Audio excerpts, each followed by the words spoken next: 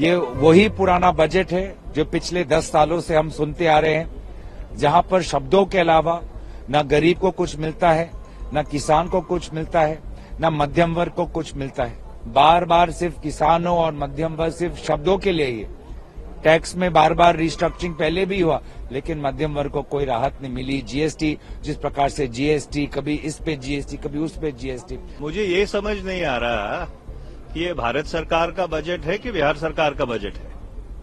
आपने बिहार के अलावा किसी और प्रदेश का नाम सुना वित्त मंत्री जी के पूरे बजट भाषण में? ये बड़ी दुर्भाग्यपूर्ण बात है कि जिन बैसाखियों पे सरकार चल रही है, उन बैसाखियों को स्थिर रखने के लिए उन्होंने बाकी मुल्क की जो विकास है उसको बिल्कुल दांव पे लगा दिया है। और बिहार आज भी बहुत पिछड़ा है। अगर देश के प्रधानमंत्री और वित्त मंत्री ने महसूस किया है कि बिहार को देना है, तो किसी को क्यों आपत्ति होनी चाहिए?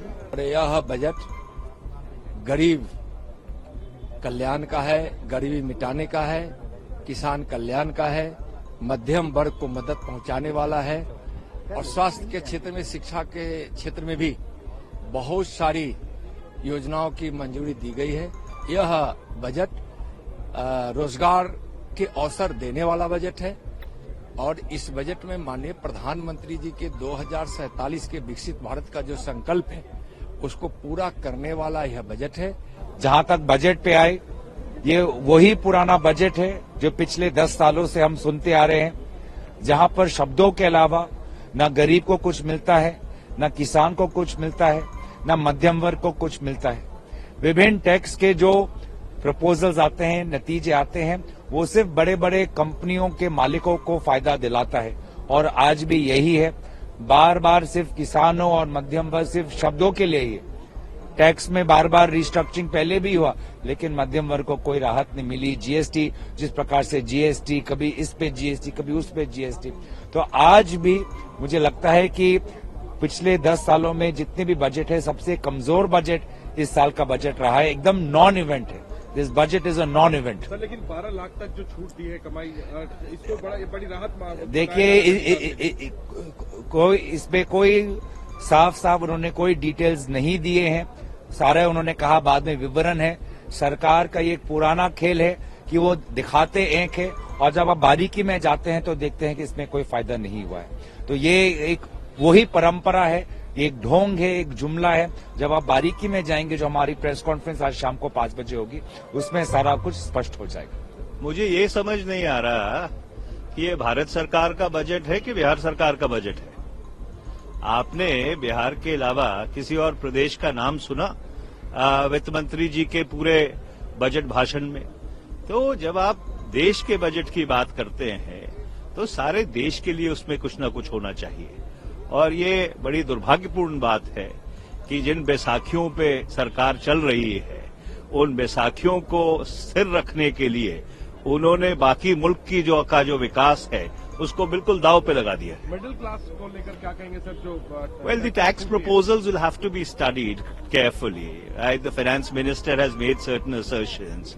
Those assertions would have to be looked at. The fine print would have to be looked at, and then only, would you come to a determination. But in nutshell, I would again like to reiterate: was this a budget of the government of India, or was this a budget of the government of Bihar?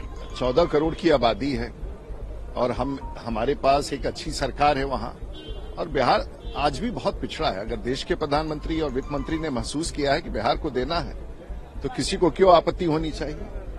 और हमें तो खुशी है कि बिहार को आज हवाई अड्डों का मांग हो, आईआईटीज की सीटों का वृद्धि हो, मखाना बोर्ड पूरी दुनिया में सबसे प्रसिद्ध एक ऐसा डाइट फूड है। तो अगर भारत की सरकार बिहार के बारे में सोच रही है, तो बिहार भी तो भारत का ही अंग है। मैं समझता हूं कि देश के प्रधानमंत्री को और बिहार के मुख्यमंत्री सबको बधाई देना चाहिए एक अच्छे प्रयास के लिए, और मैं समझता हूं कि बिहार की जनता भी आभार व्यक्त करेगी देश के प्रधानमंत्री। कहा जा रहा है चुनाव है साल के अंत में, इस वजह से बिहार को ज्यादा नहीं, आपको ख्याल होगा कि पिछले बजट में भी बिहार के लिए घोषणा हुआ था, इसलिए चुनाव से कुछ लेना देना नहीं। अच्छे काम के लिए हमेशा समय होता है, और मैं समझता हूं कि सचमुच बड़ी घोषणाएं बिहार के लिए, चाहे वो सिंचाई के क्षेत्र में हो, सड़कों के क्षेत्र में हो, हवाई अड्डा के क्षेत्र में हो या पढ़ाई के क्षेत्र में हो, बिहार को तो निश्चित रूप से प्राथमिकता मिलनी ही चाहिए। और मैं बिहार का सांसद हूं, तो मैं तो उसी की प्रशंसा करूंगा। बिहार में चुनाव है, इसलिए सपना बेचने का काम जरूर हो रहा है, लेकिन आज जो किसानों की माली हालत है, मजदूरों का जो हालत है, छात्र नौजवानों का हालत है, गरीब लोगों का जो महंगाई की मार से पिस रहे हैं, उसके लिए तो कुछ नहीं है। ये तो केवल अपना वादा फरोसी परोसना, इससे तो कुछ निकलने वाला नहीं है। जो रियल इंडिया है वो तो आज भी करा रहा है गरीबी महंगाई से। इतना ध्यान दिया सरकार ने बिहार ने बिहार पे क्या हो गया, और बिहार में पहले क्या नहीं था, अब क्या होने वाला है। मखाना चलिए आप कह रहे सर तो मखाना बोर्ड बनने से क्या हो जाएगा बिहार को, सो बता दीजिए। नहीं, हम लोग दुखी हैं, हम लोग गुस्से में हैं कि हमेशा बिहार के लोग मोदी सरकार को पिछले 3 चुनाव से जिता के यहाँ भेजते हैं, यहाँ सरकार बनवाने का काम करते हैं, और बिहार को हमेशा ठगने का काम हो रहा है। सर लेकिन बिहार के लिए इतने ऐलान हुए कि आपके ही सांसद मनीष तिवारी पूछ रहे हैं कि भारत सरकार का बजट है या बिहार सरकार का बजट है। नहीं, मनीष तिवारी जी को गलतफहमी होगी। इस तरह के कितने वायदे किए गए जब से बिहार का बंटवारा हुआ, उनको नहीं मालूम होगा कि उस समय LK आडवाणी जी गृह मंत्री ने बिहार के बंटवारे पर जब बहस हो रहा था तो उन्होंने वायदा किया था कि 1,80,000 करोड़ का पैकेज देंगे बिहार को, और बिहार को हम हरियाणा और पंजाब बनाएंगे। उसमें भी मनीष जी के स्टेट का नाम लिया गया था। तो आज बिहार को न तो वो ये मिला, केवल छलावा के अलावे पैकेज तो नहीं मिला। यही प्रधानमंत्री जी जाके 1,25,000 करोड़ का पैकेज का घोषणा किए थे, वो भी छलावा साबित हुआ। बिहार के साथ धोखा के अलावा कुछ नहीं हुआ पिछले 11-12 साल। ये पूरे देश के साथ साथ बिहार को भी प्राथमिकता मिली है, और बिहार में बहुत बड़े परियोजनाओं की स्वीकृति दी गई है। और यह बजट गरीब कल्याण का है, गरीबी मिटाने का है, किसान कल्याण का है, मध्यम वर्ग को मदद पहुंचाने वाला है, और स्वास्थ्य के क्षेत्र में, शिक्षा के क्षेत्र में भी बहुत सारी योजनाओं की मंजूरी दी गई है, और जिसके माध्यम से उत्तम स्वास्थ्य और उत्तम शिक्षा, तकनीकी शिक्षा को बढ़ावा मिलेगा। यह बजट रोजगार के अवसर देने वाला बजट है, और इस बजट में माननीय प्रधानमंत्री जी के 2047 के विकसित भारत का जो संकल्प है उसको पूरा करने वाला यह बजट है।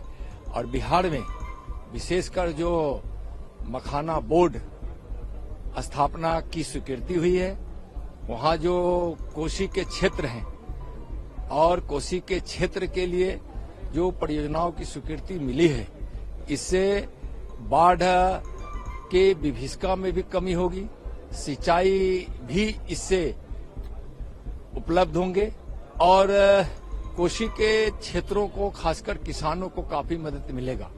वहां ग्रीन एयरपोर्ट की भी जो स्वीकृति हुई है, उसके अलावा वहां बहुत सारी ऐसी बातों को बिहार के विकास को देखते हुए, बिहार की स्थिति को देखते हुए, वहां के बिहार के विकास के लिए और बिहार के कल्याण के लिए माननीय प्रधानमंत्री जी के नेतृत्व में आज जो माननीय वित्त मंत्री जी ने जो बजट में प्रावधान किया है, इसके लिए माननीय प्रधानमंत्री जी को और वित्त मंत्री जी को बहुत बहुत बिहार वासियों की ओर से बहुत बहुत आभार। मैं कहूंगी ये मिडिल क्लास की सबसे बड़ी जीत है। ये 240 वोट पर आने की जीत है, क्योंकि जिस तरीके से पिछले 10 साल से मिडिल क्लास की यही मांग थी कि हम लोग सैलरी कमाते हैं, उससे ज्यादा खर्चा हमारा टैक्स में चला जाता है, ना सेविंग होती है, ना इन्वेस्टमेंट होता है। आज फाइनली उनकी सुनवाई हुई है, तो मैं उसका स्वागत करती हूँ। पहली बात ये, बिहार सोच रहा होगा कि काश हर साल चुनाव हो बिहार में, जैसे हमारी जो केंद्र सरकार है उनके बारे में कोई योजनाएं बता सकें। बिहार में चुनाव आ रहा है, 2 तरीके से पता चलता है, जब ध्रुवीकरण शुरू करते हैं और आम आदमी का बजट अनाउंस होता है। तो बिहार भी उम्मीद करा होगा। बाकी सारा विस्तार से, महिलाएं हों, हमारे किसान हों, युवाओं के लिए रोजगार के माध्यम हो, हम उन सबको पहले देखूंगी, पर उम्मीद करती हूँ उन सबको ध्यान में रखकर, जैसे मैंने आज सवेरे भी कहा था, उनका 8th record term consecutive budget है, वो रिकॉर्ड पार करते हुए वो जनता 1.4 बिलियन नेशन के जो जनता है वो उनको तरफ देख रही थी कि उनको राहत की सांस मिले।